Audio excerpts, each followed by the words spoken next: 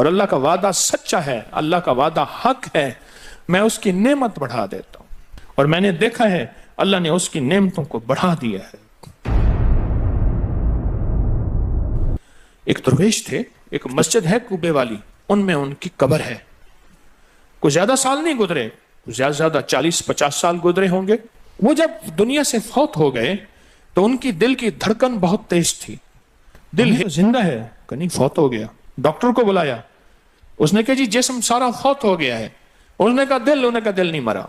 میں ان کی قبر پہ کبھی کبھار جایا کرتا ہوں، ایک مسجد کے ایک کونے میں ہے، وہ دل زندہ تھا، دھڑک رہا تھا۔ آخر طے ہوا یہ دل زندہ ہی رہے گا، اس اللہ کی امانت کو لحد میں پہنچا دو۔ وہ دل زندہ کیوں تھا؟ اس شخص کے، اس درویش کے کچھ معمولات ہیں، میں بتاتا ہوں۔ وہ کبھی وضو کا پانی ضائع نہیں کرتے تھے، وضو اہتمام سے کرتے تھے، تھوڑے پانی سے وضو کرتے تھے، مسواک استعمال کرتے تھے۔ وہ ہر وقت بندہ ذکر کرتا تھا، اور کبھی سورت ملک نہ پڑھی ہو اور سوئے ہوں، سورت ملک یاد کی، پھر یاد کی، پھر یاد کی سورت ملک، اور کبھی اور درود پاک کا اہتمام کرتے تھے۔ لیکن پڑھتے کیسے تھے؟ آج ایک درود پاک پڑھنے کی ادا مجھ سے سیکھ لیں اور مجھے سکھا دیں، ہم سب سیکھنے والے ہیں۔ رسول اللہ صلی اللہ تعالی علیہ وسلم کا، میرے کملی والے کی اداؤں کا استحضار کرتے ہوئے، میرے حضور کی وفاؤں کا، میرے حضور کے احسانات کا، احسانات ساری کائنات کے جتنے بھی ہیں ان کے احسانات ہیں۔ میرے حضور کے جو احسانات ہیں ان سے بڑھ کے کوئی احسان نہیں۔ کسی نے امام زید سے پوچھا، جن کے نام پہ زیدی سادات ہیں، وہ ڈوب کے کچھ پڑھ رہے تھے، بہت ڈوبے ہوئے۔ کسی نے پوچھا کہ آقا کیا پڑھ رہے تھے؟ فرمایا درود پاک پڑھ رہا تھا۔ اور پوچھا کہ حضرت یہ ڈوب کے کیا؟ کہا اپنے بڑوں کے احسانات کا استحضار تھا کہ انہوں نے ہم پہ احسان کیا۔ امام زید کی ادائیں ہیں، استحضار ہو ساری کائنات کے احسانات، لیکن جو احسان میرے کملی والے کا ہے وہ کسی کا ہو نہیں سکتا، جو احسان میرے آقا کا ہے وہ کسی کا ہو نہیں سکتا۔ احسانات ہوں۔ اچھا، پہلے تصور میں آئیں گے، پہلے زبان پہ، پھر تصور پہ، پھر توجہ پہ، اور پھر ایک وقت ایسا آئے گا، ایسا محسوس ہوگا کہ میرا حضور ہے، ان کے ہاتھ مبارک ہیں، حوض کوثر کا پیالہ ہے، وہ مجھے دے رہے ہیں، میں پی رہا ہوں، اور اس کا ذائقہ میری زندگی میں کبھی جائے گا ہی نہیں۔ ایسا ہوتا ہے، جن کے ساتھ یہ بیتی ہے بات، ایسا ہوتا ہے، اور 100% ہوتا ہے، اور 100% ہوتا ہے، ایسا ہوتا ہے۔ مشق کرتے کرتے آپ اس مقام تک پہنچ جائیں گے، مشق کرتے کرتے اس مقام تک پہنچ جائیں گے، خود محسوس ہوگا اور جاگتی آنکھوں سے محسوس ہوگا۔ اور مشق کرنی ہے حضور کے احسانات کو سامنے رکھ کے۔ ایک تسبیح تو درود پاک پڑھ لیا کریں زندگی میں، روز ایک، چاہے زندگی یعنی دن میں کسی وقت بھی صبح شام پڑھ لیں، بہتر ہے، ورنہ ایک تسبیح ایسی جس میں حضور کے احسانات ہوں کہ یا رسول اللہ آپ کی برکت سے آج میری پیشانی سجدوں میں ہے، یا رسول اللہ آپ کی برکت سے آج میں آپ سے مانگنے والا، آپ کے رب سے مانگنے والا ہوں اور اس کے غیر سے مانگنے والا نہیں ہوں، یا رسول اللہ آپ کی برکت سے میں قرآن کا حامل ہوں، سجدوں کا حامل ہوں، نماز کا حامل ہوں، اور آپ کی برکت سے یہ ملا مجھے نیکیاں، یہ عبادتیں، یہ سعادتیں، یہ راحتیں، یہ رحمتیں، یہ برکتیں، یہ خیریں ملی، یا رسول اللہ آپ کی برکت سے۔ ایک تسبیح ایسی ہو جس میں میرے آقا کے احسانات کا سخت ترین تصور ہو، سخت ترین خیال ہو اور سخت ترین استحضار۔ ایک تسبیح ایسی ہو۔ اچھا، پہلے یہ تصور میں بات آئے گی، پھر تصور بڑھتا چلا جائے گا، پھر یہ تصور ترقی کی راہیں اختیار کرے گا، پھر یہ ترقی اور آگے بڑھے گی۔ بڑھتے بڑھتے ایک وقت ایسا آئے گا کہ احساس ہوگا کہ حضور سامنے تشریف فرما ہے اور میں آقا کے قدموں میں بیٹھا ہوں۔ آنکھوں سے، جاگتی آنکھوں سے جلوے نظر آئیں گے، جاگتی آنکھوں سے نقشے نظر آئیں گے، جاگتی آنکھوں سے دیدار مصطفیٰ نصیب ہو۔ کئی درویش تھے، کئیوں نے کہا ہمارے لاہور میں شادرہ ہے، وہاں ایک صاحب تھے، کسی درویش کے پاس گئے، اس نے کہا جی مجھے حضور کا دیدار کرا دیں. فرمائے آنکھیں بند کر. آنکھیں بند کر کی تو اس دم اس کی جھٹکے سے آنکھیں کھولی. کہا اللہ کی قسم میں نے حضور کا دیدار کر لیا. جاگتی آنکھوں سے. آپ آج فیصلہ کریں، ایک تسبیح درود پاک کی پڑھیں، صبح شام پڑھیں، 12 تسبیحاں پڑھیں، 16 پڑھیں، 100 پڑھیں، 1000 پڑھیں، لاکھ پڑھیں روزانہ، لیکن ایک تسبیح ایسی ہو جس میں حضور کے احسانات، حضور کی شفقتیں امت پہ، حضور کی محبتیں امت پہ، میری کملی والے کی عطائیں، شفقتیں، مہربانیاں، کمالات، احسانات، اس کا تصور کرتے ہوئے پڑھیں. پہلے تصور نہیں جمے گا، پھر آہستہ آہستہ یہ تصور توجہ میں تبدیل ہوگا، تصور توجہ میں تبدیل ہوگا، پھر یہ توجہ دھیان بن جائے گا، پھر دھیان اعتقاد بن جائے گا، ایقان کہتے ہیں جسے، پھر ایقان یقین کی شکل اختیار کرے گا. جب یقین بنے گا نا، پھر ایسے اللہم صلی علی پڑھیں گے اور صلی علی کے سارے نقشے سامنے آ جائیں گے، صلی علی کے سارے نقشے سامنے آ جائیں گے، ساری کیفیتیں سامنے آ جائیں گے. ایسے لوگوں کو سنو جو فائدہ ہوتا ہے وہ طی الارض حاصل ہو جاتا ہے. ایسے لوگوں کو طی الارض حاصل ہو جاتا ہے. طی الارض یہ ہے کہ اللہ کے بعض اولیاء بندے ایسے ہیں، وہ پہلا قدم اٹھاتے ہیں تو دوسرا قدم 1400 میل کا ہوتا ہے. پہلا قدم کے بعد جب دوسرا قدم وہ 1400 میل کا.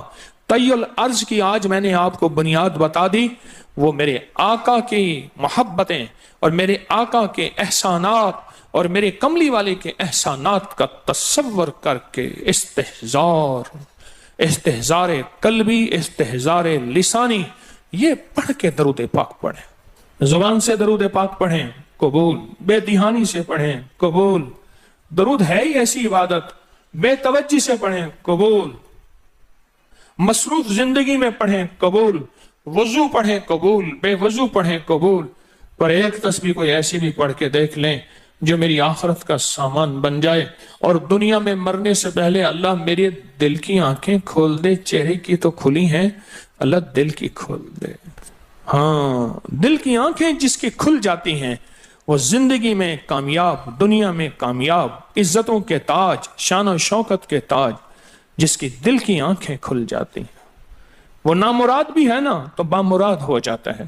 اور جو بندہ حضور کے احسانات کے ساتھ ایک تسبیح درود پاک کی پڑھے گا وہ نامراد سے بامراد ہوگا. اور بامراد کیسے ہوگا؟ ذرا غور سے سنیں. بامراد کیسے ہوگا؟ ذرا غور سے سنیں.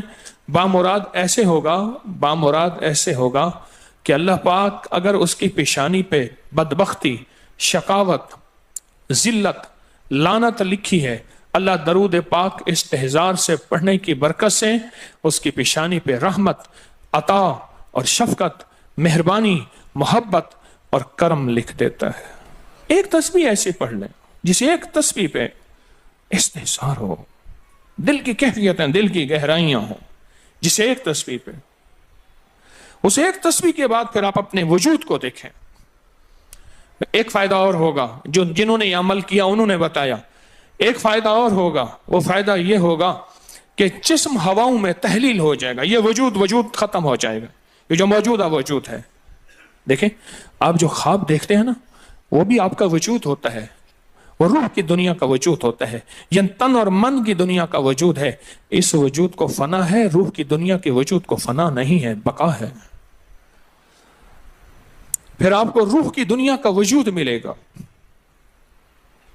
اور روح کی دنیا کا وجود پھر کائنات کی سیر کرے گا اور کائنات کے جلوے دیکھے گا، کائنات کے مظاہر اور منظر دیکھے گا. پھر آپ زبان پہ نہیں لا سکیں گے کہ لوگوں کے برتن چھوٹے ہیں. اور فرمایا پھر یہ شخص اپنے آپ کو چھپائے گا ایسے جیسے کوئی ناپاک کپڑے کو چھپاتا ہے. اپنے عیبوں کو جو چھپاتا ہے ایسے اپنی اس ولایت کو چھپائے گا.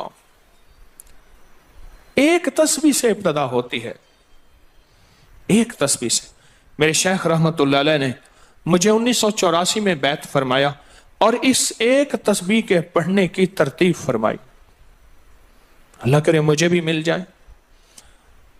مشق کریں، محنت کریں، ایک تسبیح ایسی مل جائے درود پاک کی جو میرے وجود کے اندر کے سارے نظام کو دھو دے، میرے من کو، میرے تن کو دھو دے، میرے جذبوں کو دھو دے، میری آنکھوں کو، میرے کانوں کو دھو دے، میرے ہاتھ پاؤں کو دھو دے، میری ناپاک تنہائیوں کو دھو دے، اور ایسا دھو دے کہ جب اللہ کے حضور حاضر ہوں، جیسے میرا کفن سفید ہو ایسے میرا دل بھی سفید ہو، سیاہ نہ ہو.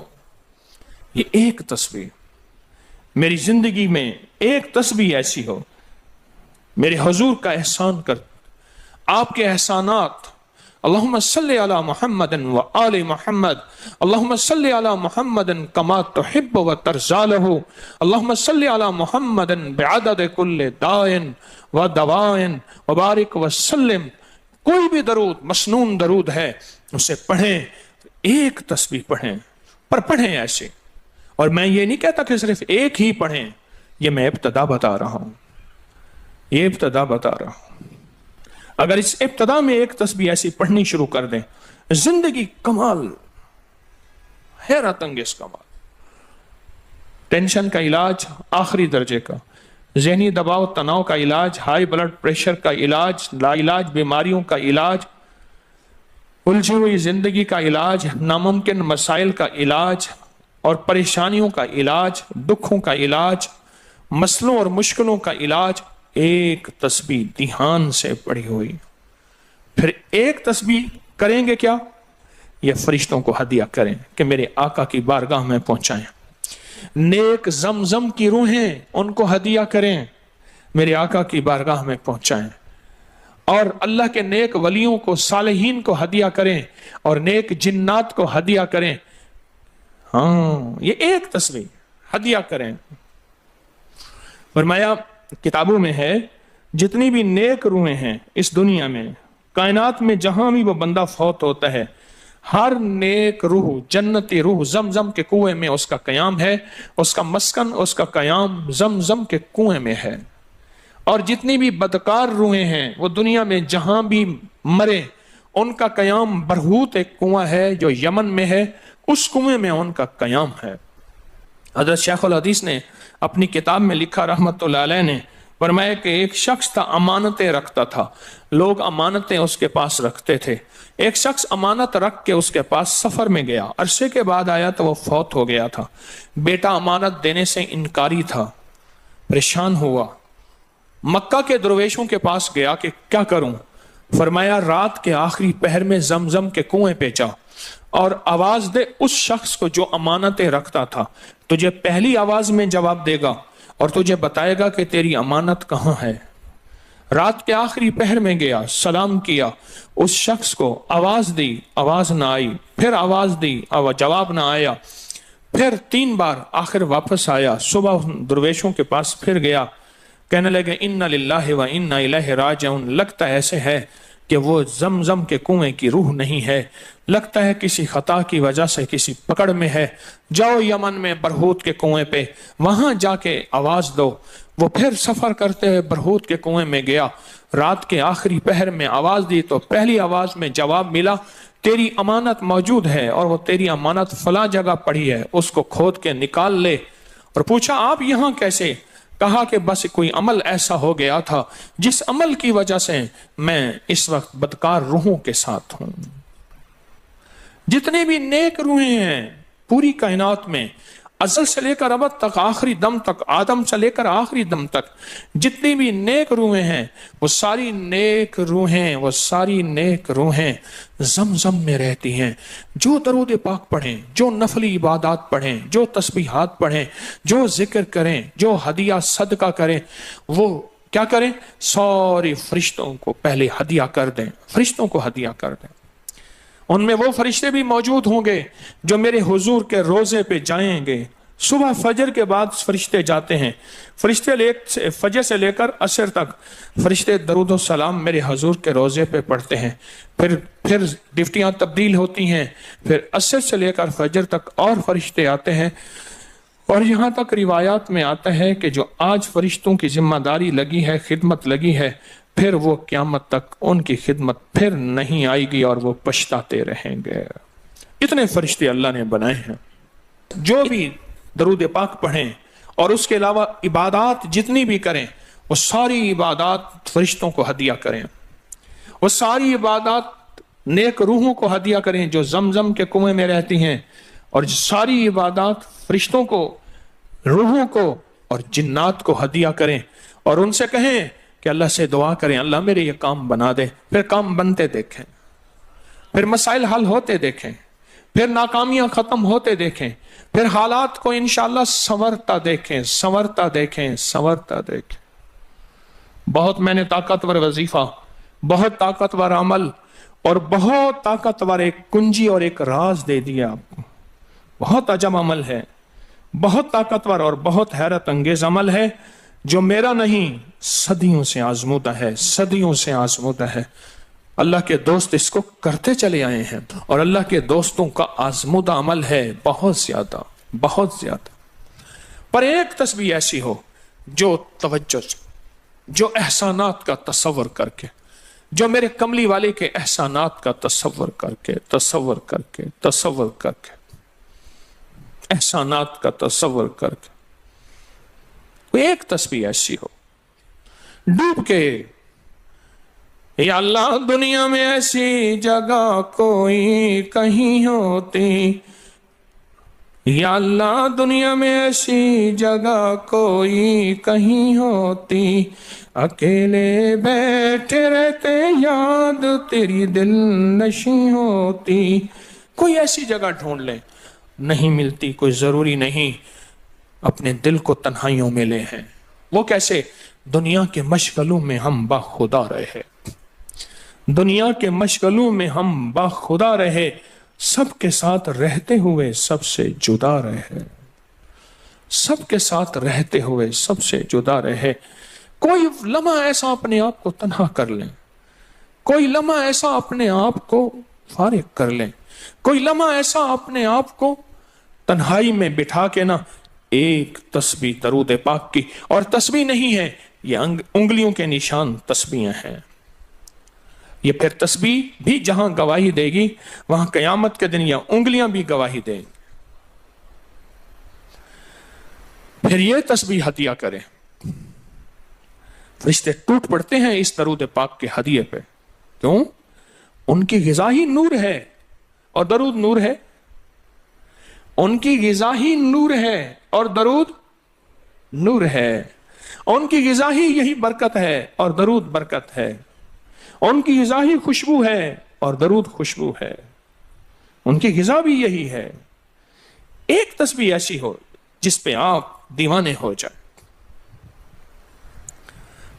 یہاں تک کہ بعض مشاہدات میں یہاں تک کہتے ہیں، دیکھنے والے اہل نظر کہتے ہیں کہ ایک تسبیح جو دھیان والی پڑھی اور فرشتوں کو مسلسل ہدیہ کیا، روحوں کو ہدیہ کیا اور جنات کو ہدیہ کیا، تو کچھ ہی عرصے میں فرشتے جاگتی آنکھوں سے نظر آنا شروع ہو جاتے ہیں، اور روحیں خواب میں آ کے شکریہ ادا کرتی ہیں، اور جنات جاگتی آنکھوں سے، جنات دیکھیں اللہ نے جنات کو اوجھل کر دیا، پردے دے دیے، روحوں کے سامنے پردے دے دیے، فرشتوں کے سامنے پردے دے دیے۔ فرشتے ہیں، میری آنکھ نہیں دیکھ سکتی، ارواح کا نظام، روحوں کا نظام ہے، میری آنکھ نہیں دیکھ سکتی، جنات کا نظام ہے، میری آنکھ نہیں دیکھ سکتی۔